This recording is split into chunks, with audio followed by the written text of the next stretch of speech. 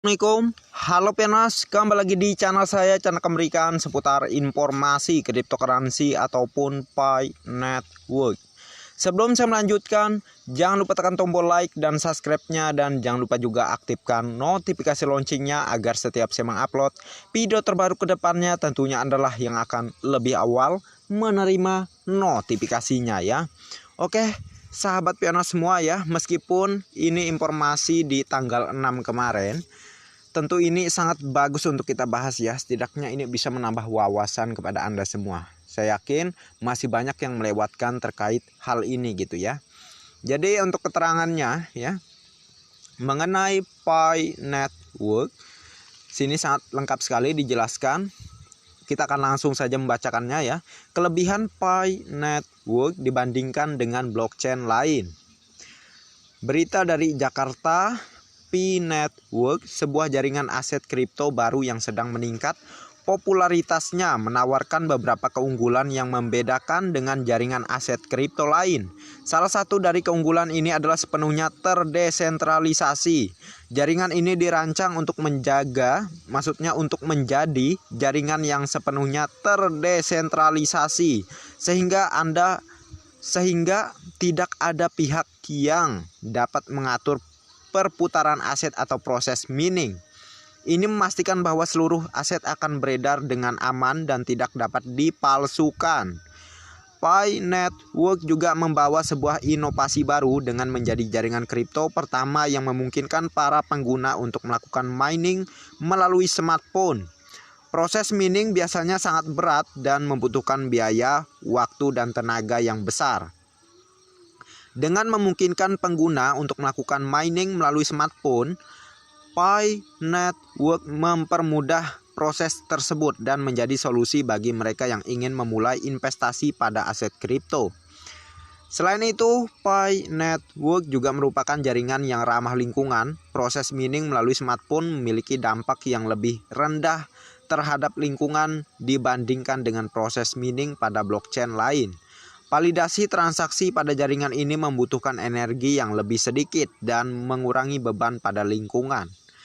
Pi Network berusaha untuk menciptakan solusi dan user dan planet friendly sehingga pengguna dapat memulai investasi pada aset kripto tanpa merasa bersalah terhadap lingkungan ya.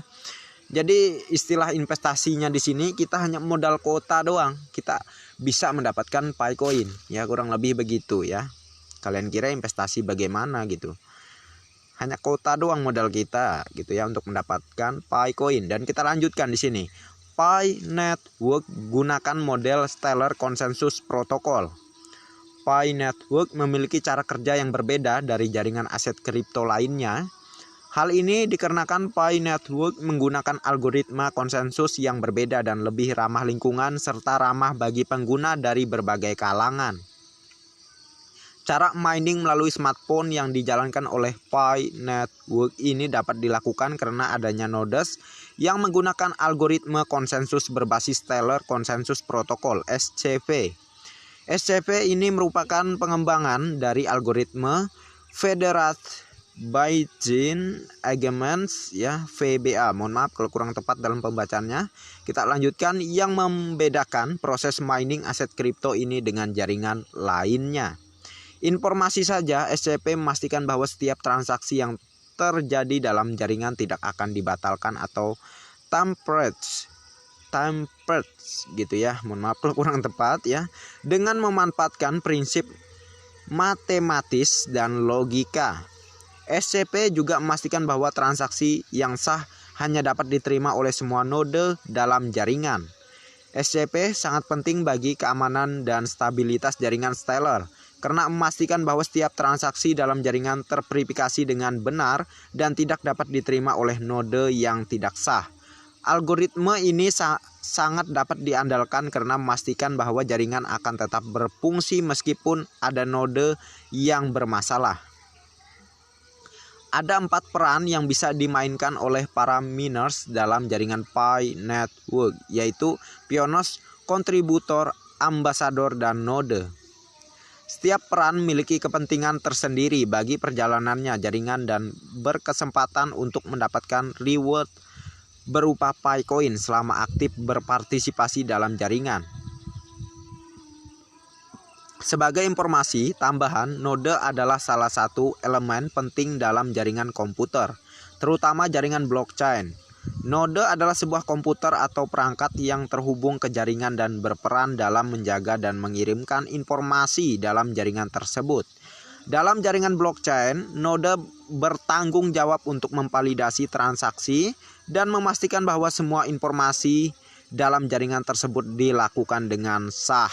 Nah, ya. Jadi itu tadi sekilas informasinya ya. Informasi yang bersumber dari Jakarta ini gitu ya.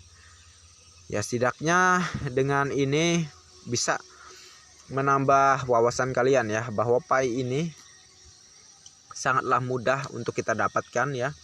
Tapi jangan salah, walaupun kita mining lewat handphone ya, mining Pi lewat handphone, namun ini nggak gampang-gampang perjuangan kita. Kita harus lulus KYC dulu, baru bisa menerima Picoin yang asli. Kalau yang kita tambang itu kurang lebih ya sebuah token gitu ya, kurang lebih begitu.